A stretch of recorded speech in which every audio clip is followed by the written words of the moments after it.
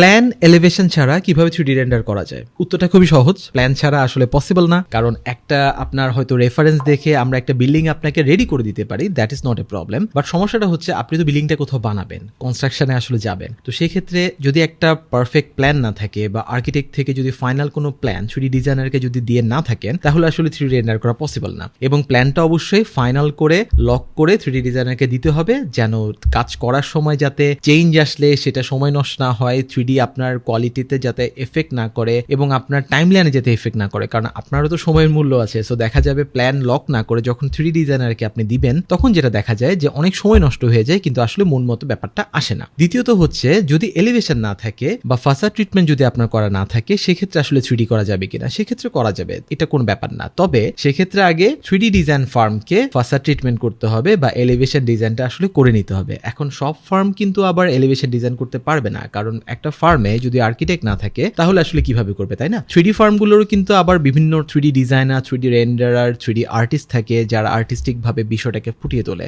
আবার আর্কভিস ফার্মগুলোতে সাধারণত যেটা হয় যে একজন আর্কিটেক্ট থাকে প্রজেক্ট ম্যানেজার হিসেবে, দেন হচ্ছে একটা আর্কিটেকচারাল টিম থাকে। এভাবে কিন্তু মাল্টিপল ভাবে থাকতে পারে, 3, 4, 5 জন আর্কিটেক্টের আন্ডারে 10 থেকে 12 জন হচ্ছে 3D ভিজুয়ালাইজার থাকতে পারে। তো আপনার যদি ইন এনি কেস শুধু প্ল্যান থাকে, এলিভেশন বা ফাসাদ ডিজাইন যদি করা না থাকে, সেক্ষেত্রে আপনি ফার্মকে অ্যাসাইন করতে পারেন যে আগে আমার এলিভেশন ডিজাইনটা করতে হবে, দেন আমরা ফাসাদ ট্রিটমেন্ট করে 3D তে যেতে পারি। সো এলিভেশন করার জন্য কিন্তু আপনাকে আসলে এই সময়টা আবার দিতে হবে। ওই ফার্মের আর্কিটেক্টের সাথে কথা বলে আপনাকে একটা হয়তো ডেমো দেখানো হবে, আপনি ডিজাইনটা তখন কনফার্ম করবেন, আপনি বলবেন যে হ্যাঁ ফাসাদটা এমন হতে পারে, এভাবে করে কিছু উইং আমরা বের করছি, এভাবে কিছু ফিং বের করছি, দেন হচ্ছে ম্যাটেরিয়ালটা এমন হচ্ছে, ব্যালকনি উইন্ডোগুলো এমন করছি আমরা, এভাবে করে একটা কমিউনিকেশনের মাধ্যমে ফাসাদ ট্রিটমেন্টটা হয়তো ডান হলো অথবা এলিভেশনটা ডান হলো। এরপর 3D ডিজাইনারকে দিয়ে সেটা বাস্তবে কেমন হতে যাচ্ছে সেটা আপনি দেখতে পাচ্ছেন। সো প্ল্যান ছাড়া কোনোভাবে রেন্ডার পসিবল না এবং এলিভেশন ছাড়া পসিবল ইন এ সেন্স, তবে এলিভেশন ডিজাইনটা কাউকে না কাউকে করতে হবে, এটা বাদ দেওয়ার কোনো ওয়ে নাই। যদি এলিভেশন ডিজাইন ছাড়া 3D যদি শুরু করে দিই, তাহলে যেটা হয়